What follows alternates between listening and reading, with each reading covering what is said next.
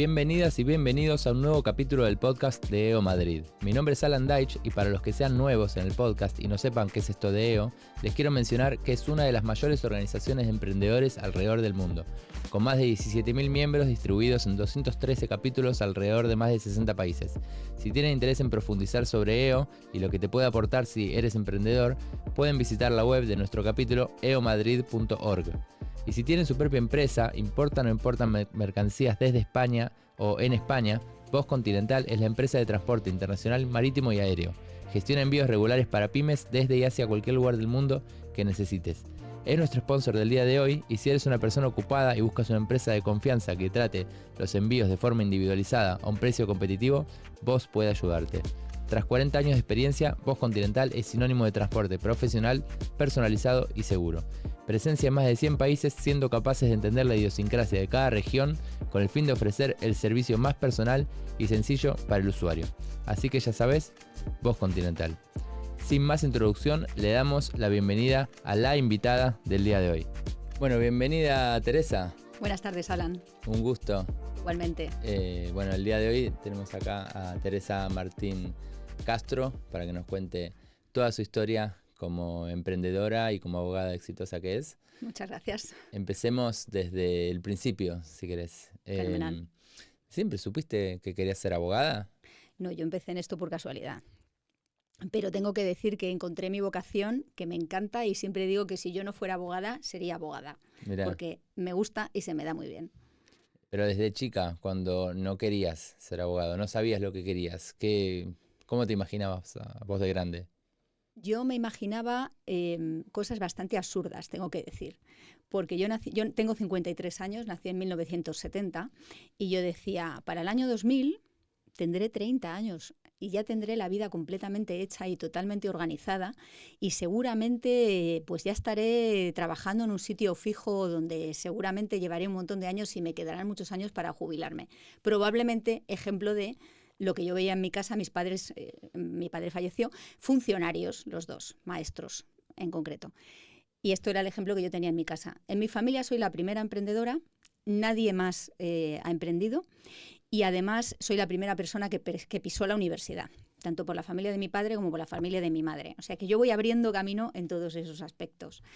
Y ¿cuál no sería mi sorpresa cuando después de trabajar en diversos despachos de abogados multinacionales, de auditoras, en el despacho más grande del mundo, Clifford Chance, pues un día levanté la cabeza de la mesa, miré hacia mi alrededor y dije, si lo que me queda por delante para hacer los próximos 40 años es esto que estoy haciendo, casi mejor me lo monto por mi cuenta.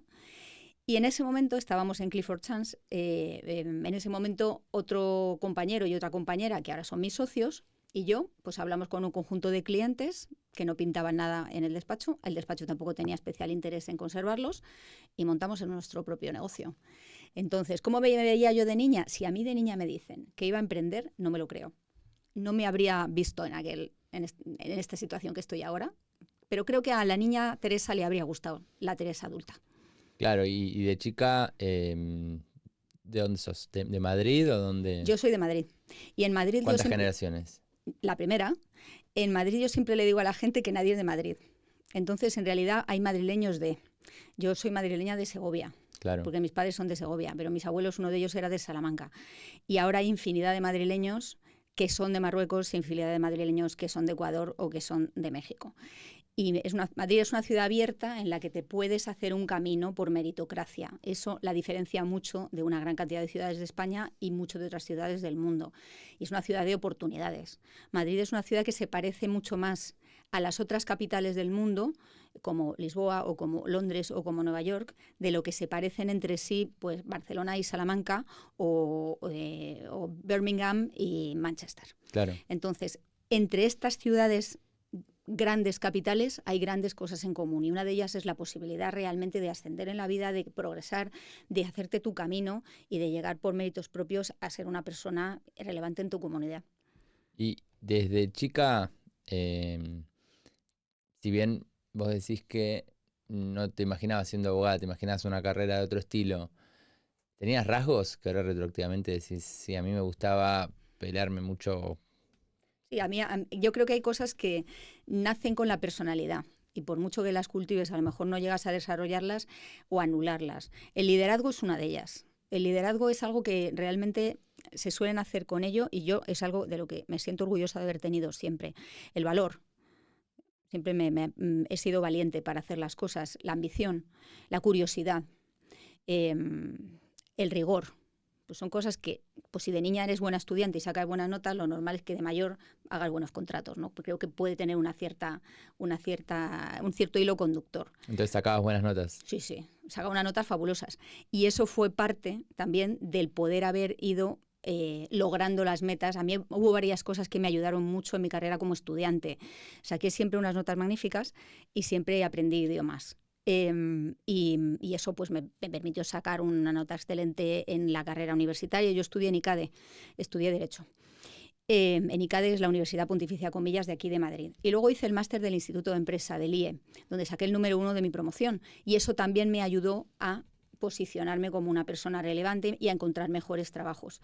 Y cuando tenía 37 años, hace ya muchísimo, me dieron el premio 40 Lawyers Under 40, que premia a personas destacadas de la profesión entre España y Portugal, a 40 personas cada 2 años. Y a mí me lo dieron en la primera de las ediciones, en el año 2007. Gracias a eso me reconocieron en diversos directorios. Entonces, todo ello ha venido rodado por una serie de logros previos en los que se va apoyando los logros posteriores.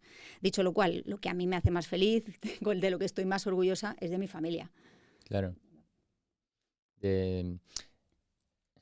Volviendo algún paso para atrás, porque me gusta, estamos yendo y viniendo, de golpe estamos como, bueno, cuando empecé a emprender y conocí a mis socios, pero volviendo a la infancia. Gané el premio Under 40, pero bueno, cuando éramos jóvenes de nuevo y la familia, vos tenés un camino hacia el emprendedurismo más orgánico para mí en algún sentido, porque no es que desde chica querías ser emprendedora o iba haciéndolo, sino que estudiaste abogacía, trabajaste para despachos, empezaste a atender por tu cuenta y armaste tu despacho. Es como más natural, ¿no? O hay sí, quiebres en el medio, o hay crisis, o hay momentos de qué estoy haciendo de mi vida. Pues mira, no había nunca reflexionado sobre esta cuestión orgánica, pero es verdad que me parece un adjetivo adecuado. Ya es verdad que yo no nací con ese germen emprendedor, ni pertenezco a una familia emprendedora, ni tengo una empresa familiar que yo haya heredado. Este tipo de cuestiones me han llegado después, ¿no? Este interés por emprender y este amor al riesgo empresarial me ha llegado después. Yo empecé, bueno, siempre fue... Tengo que decir que yo estoy muy orgullosa de ser hija de la escuela pública. Yo la primera vez que pisé una institución privada de enseñanza tenía 18 años y fue cuando entré en ICADE, en comillas, que era una universidad privada aquí en Madrid. Antes de aquello yo fui al instituto y fui al colegio. Mis padres eran maestros, como ya te expliqué. Entonces, cuando llegué a ICADE dije... Ya verás tú el nivelón que va a haber en clase, va a ser alucinante, esta gente se lo va a saber todo y voy a ser la última de mi clase. Y para mi sorpresa me encontré que no, que sinceramente no traían una formación mejor o yo no traía una formación peor, y eso me dio bastante paz de espíritu y fe en lo que mis padres habían hecho hasta ese momento por mí, y agradecimiento también por la educación que me habían dado y me habían procurado, ¿no? Que fue una educación, por cierto, muy multidisciplinar en el sentido de compaginar los estudios, pero también en el deporte, las aficiones, la pintura, la cultura, la música, los viajes y, bueno, y sobre todo mucho el deporte, ¿no? Entonces a mí eso me parece que te hace una persona más redonda y te hace una persona que quieres que te diga, Alan, bastante más interesante. Porque si no tienes un tema de conversación con los clientes, no quiere nadie estar contigo. Claro, cuando decís sobre todo el deporte, ¿por qué? Yo jugaba de pequeña al tenis, pero luego he hecho muchos más deportes, he hecho aeróbic, ahora estoy haciendo yoga, Ashtanga concretamente. Estoy al final de la primera serie, estoy muy contenta. Y también hago ballet clásico, que yo lo categorizo dentro del deporte porque no entro en la categoría de arte, claro. Se me da regular, pero es verdad que lo hago con mucha... Claro, pero ¿qué enseñanzas te da el deporte para emprender? Porque lo estás relacionando de manera directa, estás diciendo pues, que te influenció. Sabes que la capacidad de levantarte cuando te caes, la capacidad de ensayo y error, el saber que no te va a salir bien todo lo que intentas, el trabajar en equipo, porque en general en un deporte tienes que organizarte con más personas, aunque sea con el rival contra quien estás jugando al tenis. Tienes que saber quién recoge las pelotas del suelo. O el ballet, por ejemplo, es una actividad que se hace siempre en grupo. Tú puedes bailar en el salón de tu casa, pero no es la idea. La idea es bailar en un estudio con tus compañeras. Entonces, el trabajo en equipo me parece que el deporte lo enfatiza y te entrena para ello. También para practicar deporte hay que ser muy seria, hay que ser muy puntual, hay que ser muy cumplidora. Si has dicho que vas a venir a tal hora, tienes que venir a tal hora. Y tienes que traer el equipo, tienes que planificar anticipadamente qué vas a necesitar llevar encima para poder practicar tu deporte querido. Organizarte la agenda para que te quepa en el día, ¿no? Bueno, disciplina. Yo no puedo creer la cantidad de puntos que acabas de nombrar. Pensé que me ibas a decir 1 punto o 2 puntos, que son los que a mí se me ocurren con el deporte, digamos, porque no sé, ahora que estoy practicando mucho pádel, es terrible la necesidad de hacer lo mismo 1 vez, 2 veces, 100 veces, 1000 veces, 10.000 veces, y sentir que uno no avanza, pero cuando uno mira la primera y uno mira la vez 10.000 dice, sí avancé, como... Y hay ahora una frase dando vuelta mucho en redes sociales alrededor de que la primera vez siempre te va a salir mal, la vez número 100 te va a salir bien, por lo tanto tenés que empezar haciendo la primera y que te salga mal ya. Es algo así la frase. Y bueno, el deporte tiene muchísimo de eso. Hay un documental, no sé si lo viste, de ciclismo ahora, de la competición de Francia, de los ciclistas. El Tour de Francia. El Tour de France, ¿la viste? No. Terrible, es súper en equipo. Yo pensé que era individual, como bueno, el que corre más rápido gana, pero hay toda una coordinación en equipo que cada uno tiene una tarea, los ciclistas, Sí, no sé qué. sí. Y bueno, emprendiendo estás como haciendo malabares con muchas piezas a la vez que se te caen todo el tiempo también, ¿no? Yo tengo un equipo buenísimo, o sea, tengo que decir que se lo debo mucho al equipo, el que no se me caigan las piezas. Hay que saber un poco incentivar, primero encontrar, retener, motivar y continuar ilusionando al equipo para que las piececitas no se caigan. Si desde luego pretendes hacerlo tú sola, es otro modelo de negocio. Es un modelo de negocio que en la abogacía puede funcionar, pero no es el mío. Claro. O sea, yo prefiero desarrollar a otras personas y generar un valor mucho más grande al equipo, porque no le voy a dar tampoco al cliente el prisma único mío. Tengo más personas aportando cosas diferentes. Yo tengo fiscalistas, tengo gente especialista en familia, o tengo gente que sabe cómo hacer un despido que yo no sabría ni por dónde empezar. Claro. Entonces, bueno, ordenémonos. Venga, vamos. Estudias abogacía, sos de los primeros promedios, pasás una experiencia como empleada en distintas corporaciones. Sí. De ahí, ¿en qué momento tomás la decisión y por qué de salir a emprender? Porque hay mucha gente que quizás está escuchando que está pensando si es su momento. Yo te digo una cosa, no sé si lo piensas o lo sientes. O sea, es una cosa que tienes que internamente, esa pulsión, notarla. Porque todas las indicaciones que recibes de tu entorno son contrarias. Pero ¿cómo vas a hacer? ¿Pero cómo te la vas a jugar? ¿Pero con lo bien que tú estás aquí? ¿Pero con el dinero que tú ganas? ¿Pero con tus hijos recién nacidos? Que en ese momento mi hijo Santiago tenía 4 años y mi hijo Juan 2. Eran pequeñísimos. Pero en buena parte también yo lo hice porque el tener mis hijos me dio mucha fuerza. Porque el trabajar para unas multinacionales, que puede sonar muy bien, y en el año 2005, aquella época, pues sonaba fenomenal, tiene una fecha de caducidad. O sea, hay un momento en el que te van a echar. Y es que te van a echar. No es opinable. No es el if, es el when. Vas a salir. Y no es lo mismo salir con 35 años, con una cartera de clientes, unos socios, una ilusión y unas posibilidades que si te estampas, encontrar otra alternativa, que salir con 53 que tengo ahora. Sí. Creo que realmente el momento en el que lo hice fue un momento óptimo. Claro, pero yo diría que en el momento que uno tiene hijos es más complicado. Cuando uno no tiene es más fácil empezar a emprender. Eso también es una cuestión de equipo. O sea, yo creo que los hijos son de toda la familia, y en mi familia yo hago más del 50%, pero es que mi marido hace más del 50%. O sea, Javier hace más del 50% de las cosas que hay que hacer y yo hago más del 50%. Entonces todos hacemos muchas cosas. Sé que 50 y 50 nos suma y que Javier me va a matar según oiga esto. Y también tenemos más personas que nos ayudan y que están ahí apoyando, y el equipo docente de los colegios de los niños. O sea, hay muchas otras personas que están colaborando. No me pareció especial. Creo que es una cuestión de organizarse. Claro. Tú te organizas y te da tiempo a hacer todo. Es verdad que hay unos años que vas un poco con la lengua afuera y no te puedes prestar mucha atención a ti misma porque estás prestando mucha atención a tu negocio, a tu familia. Pero luego ya las cosas se normalizan y todo el mundo comprende que mamá tiene un negocio y hay que atenderlo y que los clientes la llaman y hay que atenderlos y esto es normal. Claro. Y tomás la decisión entonces cuando ya tenés una cartera de cliente en el ambiente. O sea, ¿cuándo es que decís voy a emprender? Cuando te das cuenta de que puedes. En tu caso particular. Yo volví de la baja por maternidad de mi hijo Juan, como te digo, y me encontré, y volví a Clifford Chance y me encontré haciendo cosas razonablemente interesantes y estupendas, pero que iban a ser iguales el resto de mi vida. Y eso a mí me mata. A mí me mata el hacer siempre las mismas cosas y me gusta que cada cliente tiene sus propias problemáticas y cada caso es cada caso.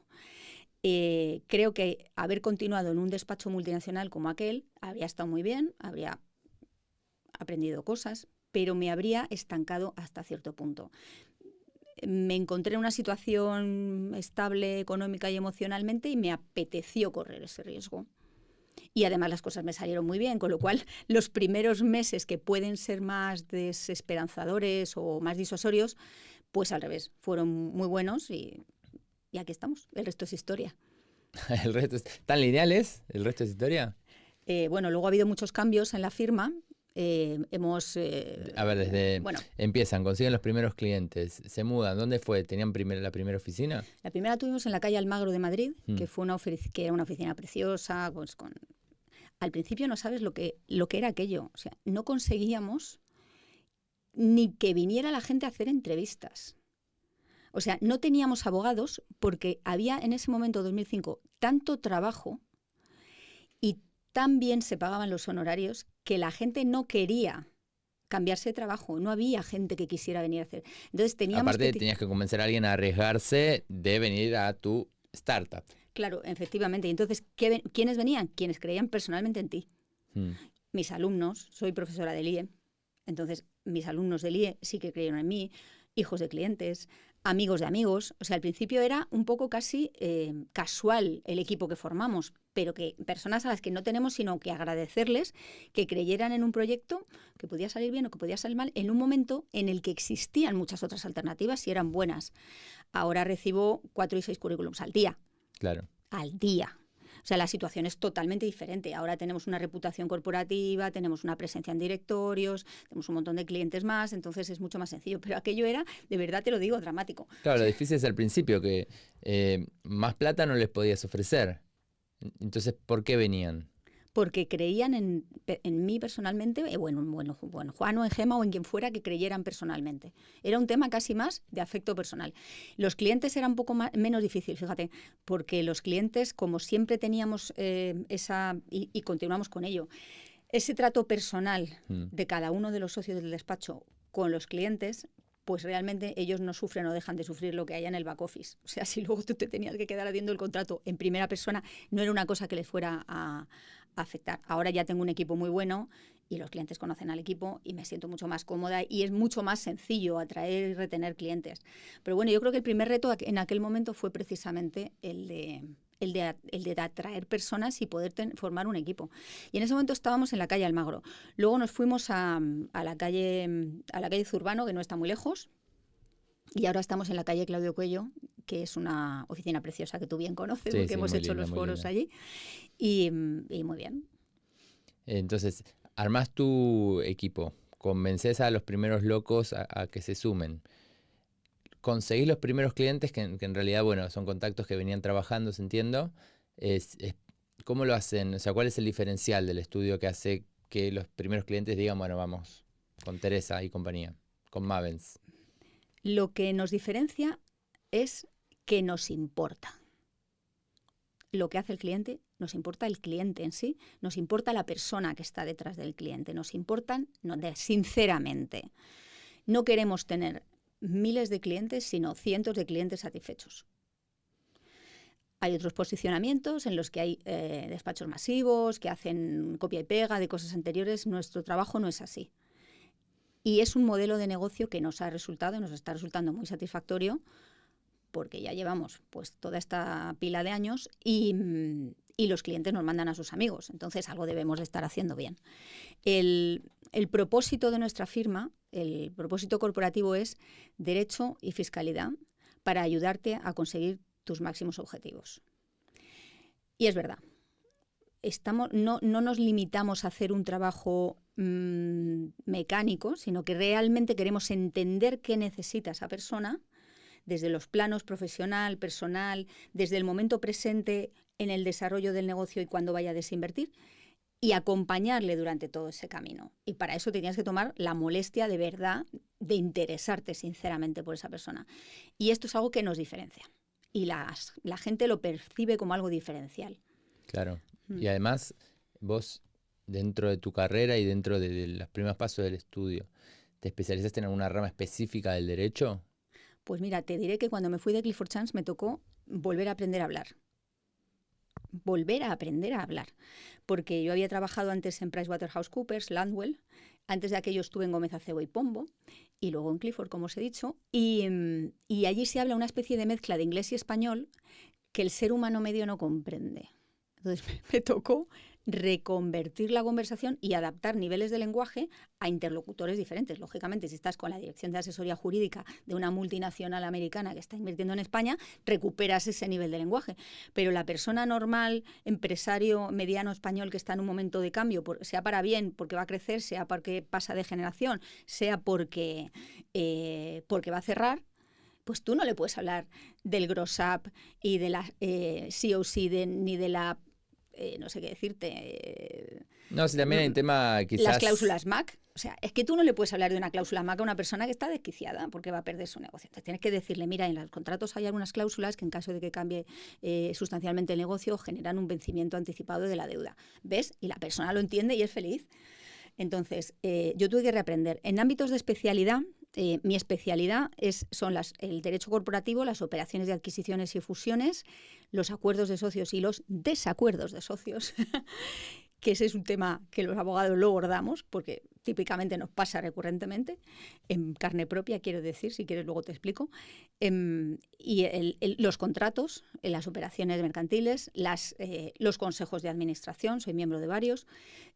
Este es mi área de especialidad, que no funciona si no tienes un área fiscal potente y un área laboral y un área de contencioso o procesal, porque todo esto se relaciona para que realmente le puedas dar una solución al cliente. ¿Qué le pasa a los clientes? Que le pasa como a los pacientes, que te vienen con el síntoma. Te dice, me duele la muela, pero está en tu labor como abogada hacer el diagnóstico de si lo que le pasa es que tiene la muela picada o que tiene una infección o realmente le duele la muela porque se ha dado un golpe. Es que son 3 situaciones que generan dolores de muela y su tratamiento es distinto. Yo soy peor todavía. Yo voy pasa? Y digo, me duele esto, esto y esto. Googleé y estoy entre estas 2 opciones. Y además, me odian. que te conozco. Y el tratamiento, señores, que pido es este o es este, ¿no? Y sí, tengo este tratamiento que creo que es óptimo, pero necesitaba tu opinión porque esta parte no la sé. Y me miran y me dicen, empecemos de nuevo. Pues yo creo que te pierdes la parte del embudo. La parte del embudo es, haz una pregunta general para ver por dónde se va decantando la otra persona. O sea... Es que los buenos en serio, los que les importa, empiezan desde cero y vuelven y dicen, no, ¿cuál es tu intención? ¿Por qué viniste acá? ¿Cuál es tu problema? ¿De qué se trata? ¿Cuál es el contexto? Ya. Los malos médicos te miran y dicen, no, esto que viste está más o menos bien, solamente ponete un poco más de agua fría en determinado y ya. Ponte paracetamol, Alan, y vete a tu casa. Pero los que les importa me miran y me dicen, volvé a empezar. O sea que lo que tú haces, Alan, es un poco filtrar a ver si es bueno o mal médico, porque le haces la entrada esta triunfal tuya, ¿no? Y nunca lo hiciste. De tirar algún comentario en contra de algo solamente para ver si la otra persona está atenta. Alan, ¿con la salud? No, bueno, con mi salud. A ver, estoy hablando de cosas chiquititas, no voy. ¿Cómo la salud, cosas chiquititas? Me corté un pedazo, estoy hablando me duele el pie. Joder, si te duele el pie, tú que no paras de jugar al pádel, yo creo que eso es serio. Está bien. Sí. Fui a varios médicos. Pero volviendo un poco, y bueno, también a varios abogados las veces que tuve que hacer algo. Volviendo un poco a donde estábamos. Entonces, se especializan en un montón de áreas distintas. No, están todas conexas, ¿eh? Están todas conectadas alrededor de el paraguas de derecho corporativo. Derecho de las empresas y de los empresarios. Derecho de las empresas y te puede parecer que son muy inconexas, pero guardan mucha relación entre sí. Y más te vale que te sepas todas. porque te van a hacer falta todas a la vez. Sí, a ver, el approach más cercano que yo tuve alrededor de esto fue cuando tuvimos que vender la empresa, que ahí tenés un contrato de 100 páginas en el cual ves todas las cláusulas probablemente que tocan un montón de sectores del derecho empresario, digamos. Ya, ¿no? sí. Entonces, alrededor de eso, es un poco lo que ustedes ven todos los días. Me parece interesante lo que decís de que te toca no hablar en difícil para los clientes, porque muchas veces es más difícil hablar en fácil que en difícil. Como que en difícil quizás lo hace cualquiera porque así te lo enseñan, pero poder comunicarte con un no abogado y entenderte y que te entienda... Es fundamental. Es que al final esta es una profesión humana. Esta es una profesión ejercitada por humanos para ayudar a humanos con sus problemas de humanos. Y al hilo de la inteligencia artificial, por ejemplo, ahora vengo de una ponencia sobre inteligencia artificial en el contexto de la abogacía. La inteligencia artificial es verdad que da respuestas a las preguntas. Mejores respuestas cuanto mejores son las preguntas. Hay que empezar por saber preguntar. Cuando tú vas a un abogado no necesitas saber preguntar porque ya te pregunta tu abogado. Es su trabajo saber preguntarte. Pero ¿qué pasa? Que la inteligencia artificial no te va a reemplazar nunca un abogado. Igual que no te va a reemplazar un publicista, que no te va a reemplazar como a Tommy que nos está grabando. A los entry level sí. Lo que pasa es que tienes una herramienta valiosa que te va a hacer una parte del trabajo y te va a ahorrar una parte del tiempo y te va a liberar agenda para que tú hagas lo que no puedes delegar, que es pensar, que es mejorar y que dar el valor añadido. Eso no te lo va a resolver la inteligencia artificial. Entonces, apoyémonos en ella en lo que valiere, y con muchísimo cuidado además, porque cuidado con los temas de confidencialidad, a ver qué se te ocurre meter ahí dentro, teniendo en cuenta que si es una tecnología gratuita y no es de las de premium de pago, se va a quedar ahí para siempre a disposición de quien quiera volver a meterse. Tiene temas de protección de datos, tiene temas de responsabilidad que son importantes, ¿no? Entonces, lo que quería decirte es, el tema de la comunicación y de la inteligencia artificial tiene que hacer más humanos a los humanos. En parte, quitándoles de encima toda la parte más mecánica o más aburrida o más burocrática, donde sí te puede resultar de ayuda. Y en lo demás es imprescindible un ser humano con un cerebro y con un poquillo de corazón, así también, de paso. ¿Y ustedes lo empezaron a usar?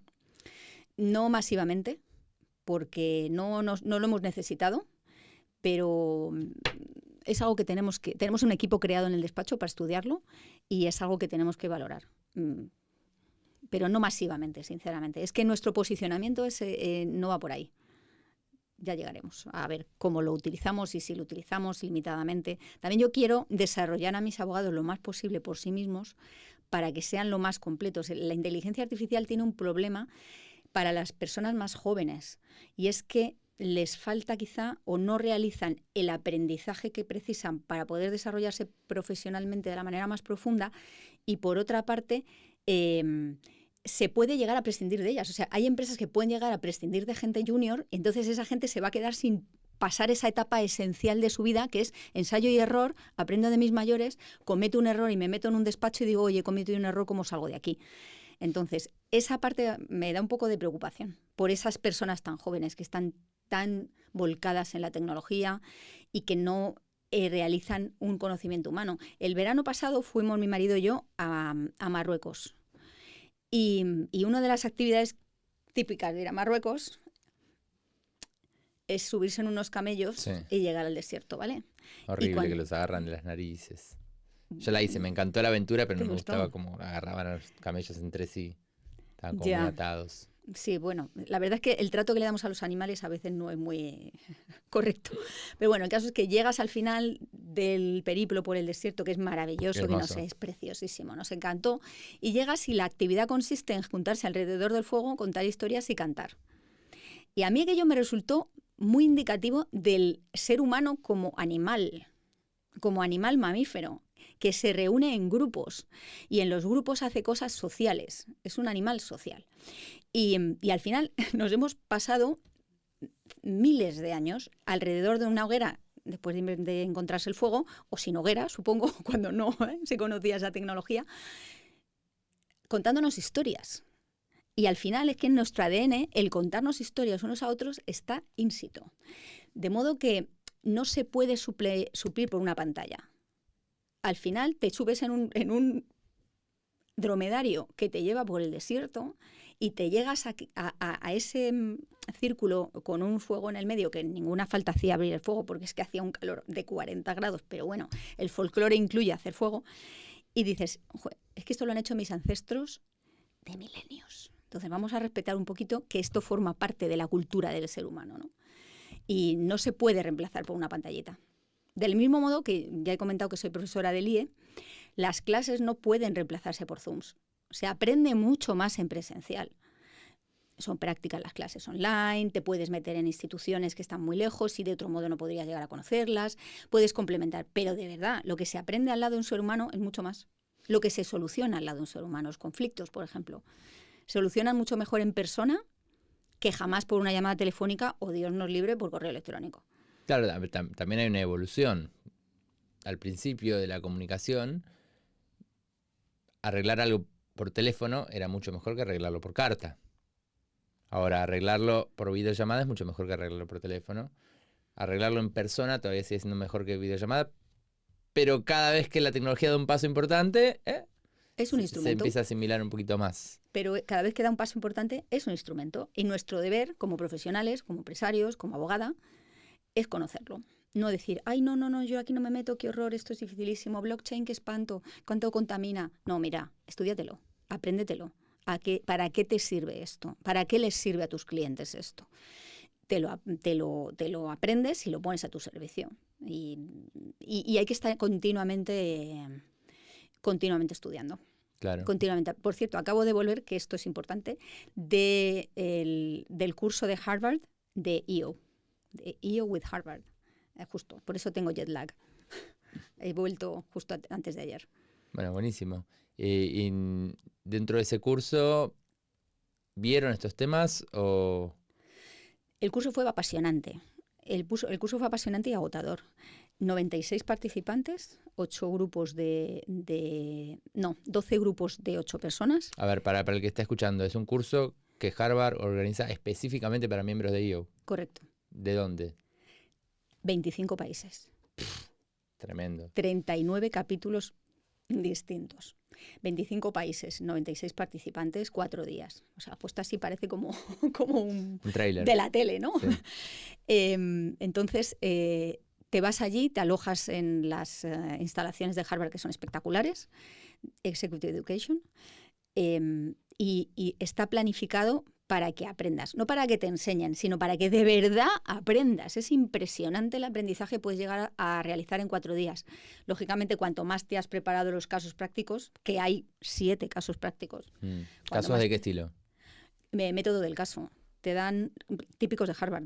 O sea, los mismos que hace la gente del MBA, y de hecho algunos eran idénticos, otros los habían un poco reducido para facilitarnos un poco el trabajo. Pues te dan el caso de, pues no sé, Blue Mercury, que es una cadena de perfumerías de alta gama y también venta online de cosméticos. Entonces te cuentan la historia de la emprendedora, de cómo ella es una antigua alumna de Harvard, que tal, antigua ex McKinsey, y ella va montando los negocios y su marido se incorpora y la ayuda, van incorporando inversores, te cuentan un poco la historia de la compañía hasta que se lo venden a Macy's, que es unos grandes almacenes de Estados Unidos. Te dan el caso, lo preparas y te proponen un conjunto de preguntas para resolver, que luego no se deliberan en clase, y esto lo quiero decir. No se deliberan esas, sino otras que al profesor le parecen relevantes. Entonces vas teniendo sesiones en las que primero preparas esos casos en equipo, que está muy bien, porque te da tiempo a profundizar en ellos y a verlos desde otros ángulos. Y luego se deliberan en clase lo que venía en el caso o no, se sacan conclusiones. Y después, muy interesante, hay una sección que se llama como aprendizajes aplicados o aplicaciones interactivas. Sí, era eso, aplicaciones interactivas en las que con tu equipo, de nuevo, te juntas para razonar y elaborar qué te sirve para tu negocio de lo que has visto en clase. Y está muy bien. En mi equipo había, bueno, como te digo, éramos 8, pues 2 de India, 3 de Estados Unidos, 1 de Australia, una emprendedora de mujeres éramos 2, una de Estados Unidos y yo, y por último de Panamá. Me parece que los he dicho todos. Y si escuchan esto, les saludo, por cierto. Y toda esa gente supongo que después terminan amigos, tanto tiempo juntos. Pues yo espero que sí, porque hemos compartido mucho. Nos alojábamos en Harvard en una especie de apartamento, que cada persona tenía su habitación y su cuarto de baño, y luego disponíamos de una sala enorme de trabajo. Bueno, eso era muy pequeño. La habitación era muy pequeña como para disuadirte de quedarte allí trabajando individualmente y animarte a incorporarte a la zona de trabajo común, donde contábamos con una cocina y una especie de oficina, ¿no? Con una mesa grande de reuniones. Y allí era donde trabajábamos los casos y luego hacíamos estas interactive applications que te digo de a nuestro propio negocio. Y sí, la verdad es que se generan vínculos fuertes porque has compartido un montón. Claro. ¿Y alrededor de eso aprovechaste para quedarte más tiempo, para viajar? Sí, aproveché para irme a visitar a mi hijo Juan, que está estudiando en Los Ángeles y que si me escucha le saludo. Está estudiando en USC, farmacia, y entonces ya que me quedaba medio cerca, solo estaba en Boston y solo había 6 horas para ir a ver a Juan, pues me fui a verle y a conocer su apartamento nuevo, estuvimos ahí. Y estuvimos aprovechando para hablar con esa universidad porque mi hijo Santiago, que estudia en Madrid, Ingeniería de Telecomunicación, quiere hacer un año de intercambio. Entonces estuvimos hablando con las autoridades de la Escuela de Ingeniería para ver si Santiago conseguíamos colocarle allí. Claro, entonces tenés un hijo en Los Ángeles, el otro en Madrid. Sí. ¿Qué más? Mi marido, que también emprendió, porque se copió. Se puso, Sí, él también en lugar trabajaba. de Mavens, se puso Mavens con B larga, ¿no? Él trabajaba con sus compañeras en una multinacional del grupo WPP y tenían un conjunto de clientes que les eran fieles y ellos hacían y hacen investigación cuantitativa de mercados. Específicamente son gente muy reconocida, Javier también es profesor en él y entonces un día me llamaron y me dijeron, vente un momento a la oficina que queremos preguntarte una cosa. Bueno, yo encantada. ¿Tenéis té? ¿Tenéis galletas? Pues allá voy. Oye, que hemos pensado que esto que has hecho tú de montarte por tu cuenta y con tus socios y tal, que por qué no lo hacemos. ¿Que cómo se hace? A ver, explícanos, ¿qué es lo que hay que hacer? Pero así, literal, Alan, así fue. Y eso lo hicieron, ahora están cumpliendo 10 años. Yo siempre les digo que se copiaron. Genial. Sí, y les va muy bien. La empresa se llama El Departamento y son, pues son sociólogos Javier, Lourdes, Bea y Carol, y hay una publicista que es Paula. Claro. Bueno, en el mundo del emprendedurismo supongo que te pasa de vez en cuando que viene alguien a buscar consejos alrededor de cómo avanzar. Sí, y además es muy bonito ver que en la época en la que yo trabajaba para los despachos por cuenta ajena, lo que valoraban de ti era tu currículum. Dónde estudiaste la carrera, dónde has trabajado antes de venir aquí. Y ahora es muy eso sigue pesando, pero pesa mucho más el tú me entiendes porque tú has puesto tu dinero y sabes lo que significa arriesgarse. Y tu consejo me parece un consejo experto cualificado, porque tú lo has hecho. Claro. La primera vez se lo escuché a un cliente americano y dije, pues yo este ángulo no lo había explorado, porque, no sé, no me parecía tan valioso, pero realmente la gente te escucha mucho, porque sabe que tú has pasado por ahí, que que compartes hasta cierto punto sus dificultades y sus momentos buenos y peores. Claro, sí, también lo que pasa mucho, que se ve mucho en EO, es que a mí me ayudó bastante, por lo menos dentro de la perspectiva, que es muy tentador cuando te vienen a pedir consejos a alguien que está empezando a emprender a aconsejarlo de más. ¿Qué significa aconsejarlo de más? Aconsejarlo en temas que uno no tiene ni idea. ¿Viste? No sé, tengo un amigo que está en el mundo de los medios de comunicación y quiere armar su propio medio.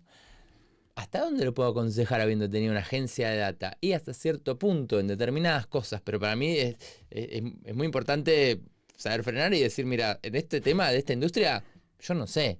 Alan, Puedo no te suponer, ha pasado pero nunca. No voy a suponer. Eso no te ha pasado nunca, Alan. Tú eres argentino. Tú sabes de todo. Tú sabes de todo. No, bueno, de derecho me encanta, pero no sé de todo. Vos claramente sabes mucho más. Y si me preguntás cómo abrir el estudio en Bulgaria, no tengo ni idea y te lo voy a decir. No te voy a decir, los búlgaros son parecidos a los chilenos, entonces seguro que por este lado va a ir bien. O sea, es muy tentador, pero no.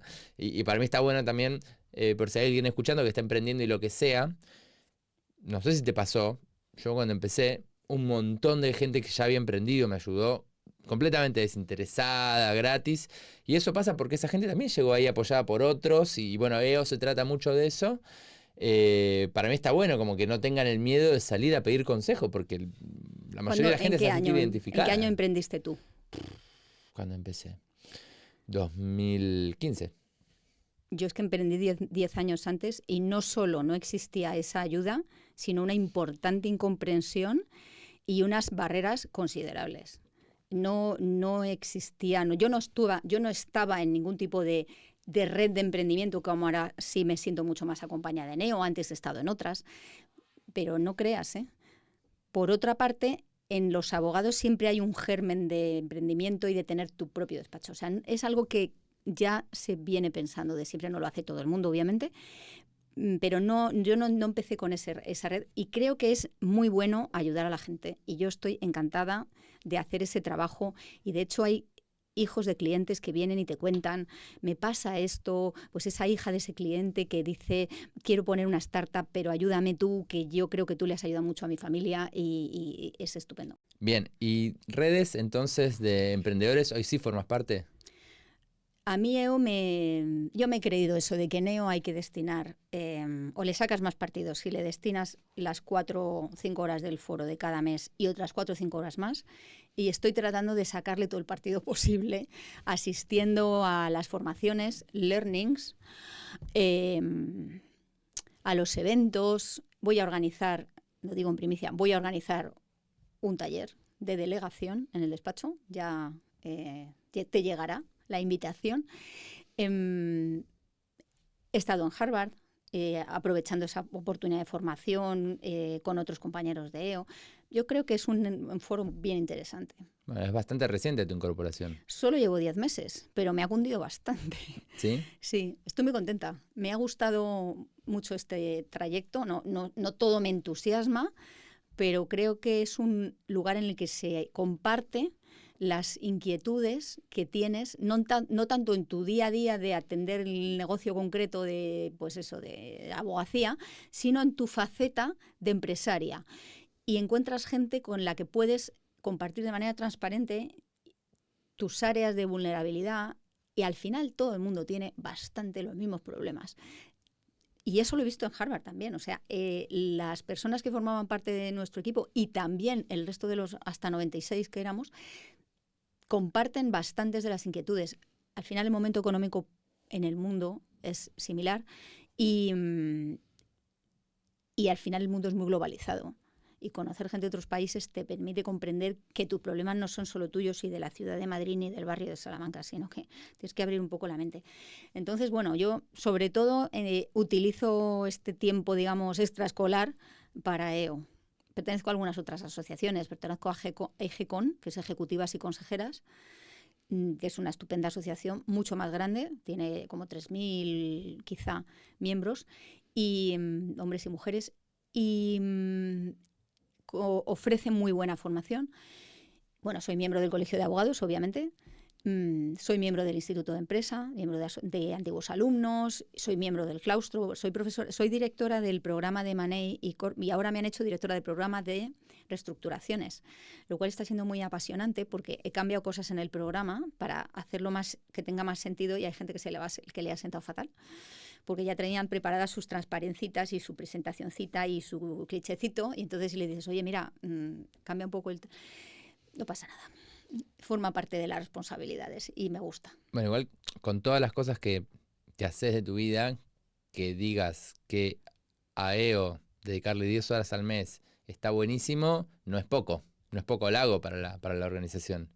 De hecho, formamos parte del mismo foro y sé que además de todo lo que contaste, haces un montón de otras cosas.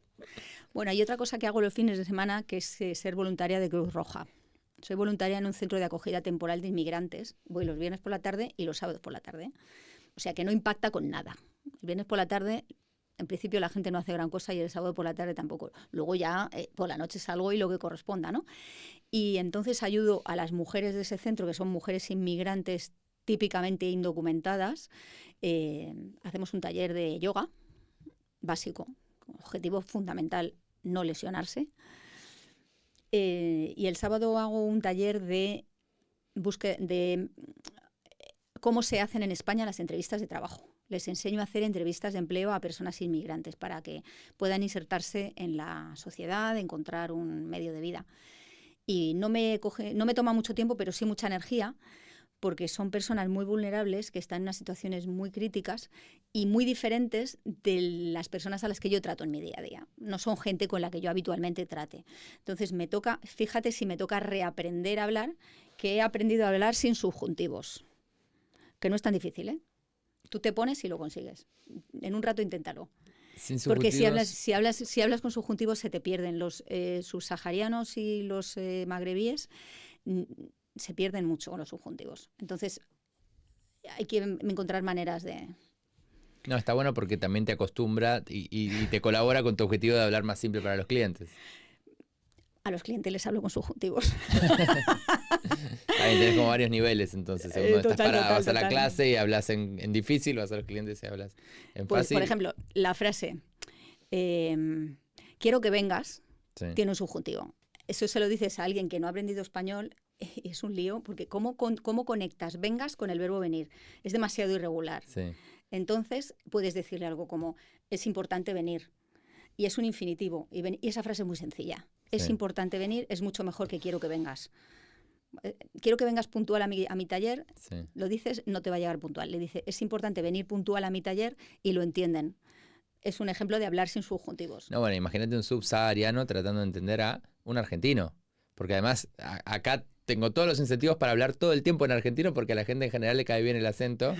Me pasa muchas veces hasta estupideces. Voy a comprar medias, pido medias y me miran y me dicen, ¿qué es eso? Hasta que me doy cuenta que tengo que decir calcetines. Eso te iba yo a decir, ¿qué haces tú comprando medias? Pues si es un regalo para tu chica lo veo bien, pero no sé, ya me contarás. Claro, por eso, digamos, medias para mí son calcetines.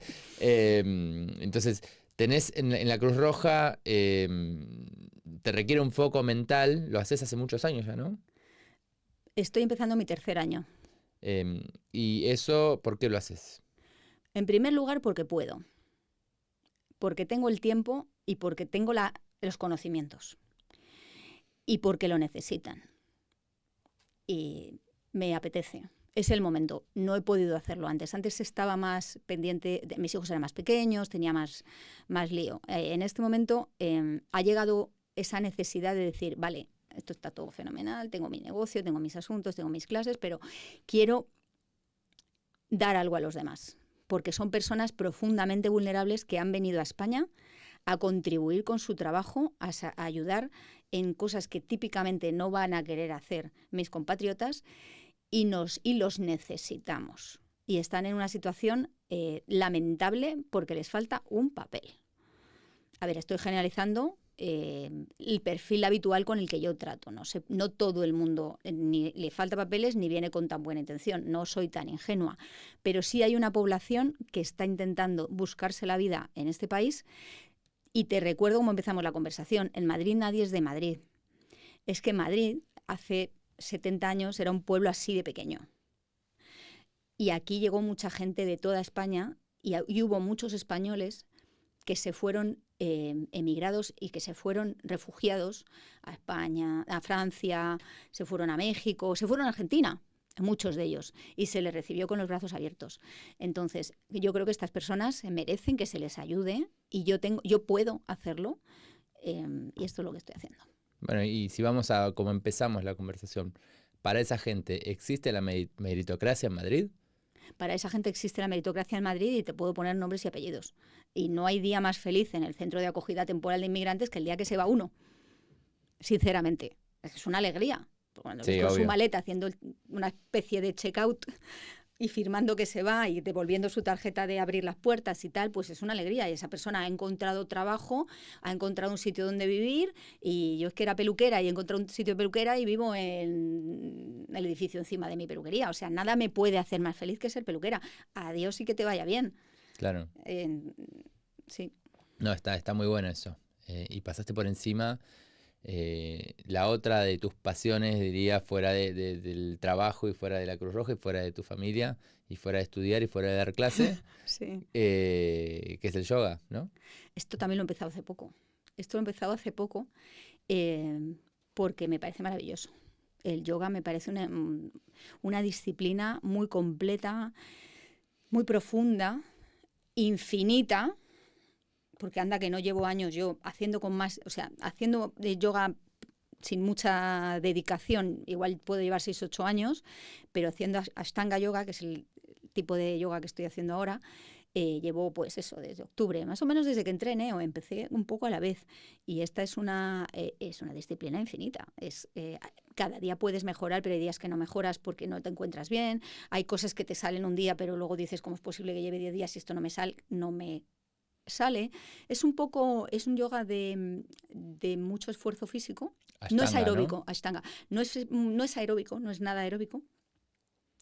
Genera equilibrio, fuerza, coordinación. 21 días. Sí, sí, pasa que yo nací sin flexibilidad y sé que es el huevo o la gallina, digamos, como que no tengo porque no hago porque no tengo, digo, que la gente se ríe a veces en las clases cuando lo intenté. Lo tengo en mi casa, mi esposa ya va por el segundo profesorado de yoga que estudia alrededor de eso, por amor al estudio, porque después no ejerce como profesora, sino porque realmente quiere saber más. Pero ya lo practica. Lo practica, hay muchas tendencias, ahora acaba de hacer un curso de Shiva Mukti, digamos, alrededor de eso, que es Ni idea.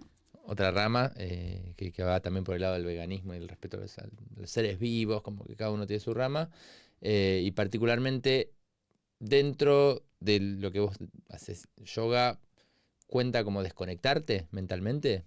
Más te vale. Tampoco es fácil desconectarse mentalmente porque vivimos Porque digo, en un... si le vas a meter tanta concentración también al yoga, ¿te está desconectando A mí eso me realmente o cuesta no? mucho. Eso me cuesta mucho. Pero nadie se ríe de ti. Porque en esta disciplina las personas trabajan en paralelo. Cada persona hace su rutina, eso sí, al lado de otra persona. Y hay una importante ética de trabajo en la sala. Y nadie se ríe de nadie, pero tampoco se realiza una actividad grupal. Es como un trabajo en paralelo. Sí. Menos una vez a la semana que sí se hace una clase grupal guiada y todo el mundo hace lo que va diciendo el profesor. ¿Y sacás enseñanzas cross disciplina? Ahora que haces yoga, ¿aplicás algo de eso al estudio o viceversa? No he llegado a ese nivel de profundidad.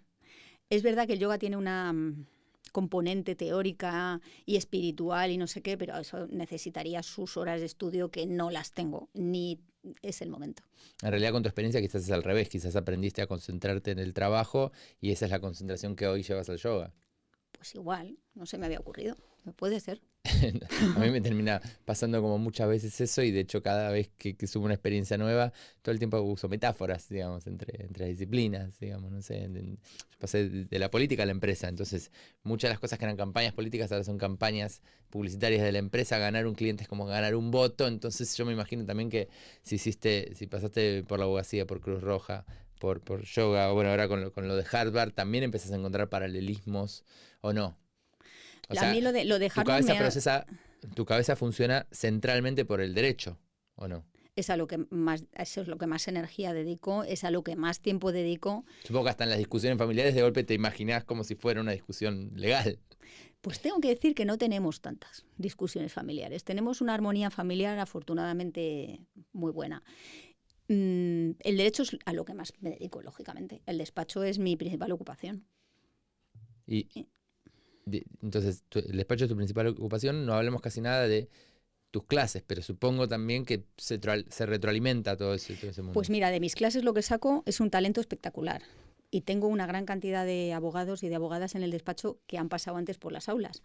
Entonces es una estupenda cantera. Por otro lado, me obliga, a ver, disclaimer, yo doy 1 hora y 20 de clase a la semana. A ver si te vas a pensar que estoy todo el día María de Molina dando clase, no es verdad. La semana que más doy 1 hora, o sea, 1 hora y 20 de clase, no es una dedicación máxima. Simplemente hay que organizarse correctamente la agenda para tener listo el material y estar en el sitio donde se imparte la clase a la hora que es. O sea, no me resulta extraordinariamente oneroso ni difícil, ¿vale?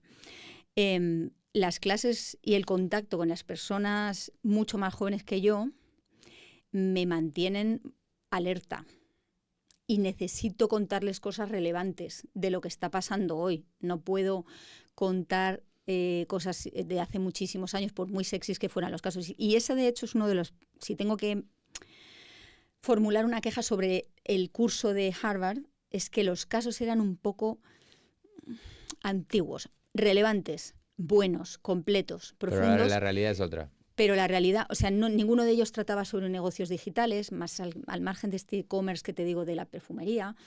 Había otro que tenía también que ver con un arrendamiento de ropa de alta costura, pero no había nada basado en inteligencia artificial o en blockchain o un negocio de NFTs o nada de robótica, cosas que yo creo, o de la carrera espacial. O sea, el espacio es un entorno de negocios que está siendo súper pujante.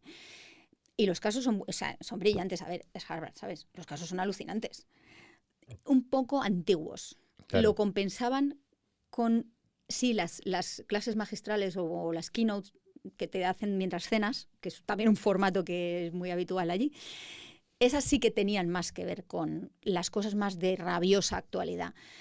Pero bueno, que para mí las clases del IEM me sirven como incentivo para mantenerme muy encima de las cosas porque me lo pide mi público allí, porque yo se lo debo al final. O sea, no le vas a contar, pues mira, una operación que hiciste hace 30 años, pues muy bonita que fuera, pues chica, cuéntame una cosa más moderna, ¿no? Sí. No, está buenísimo.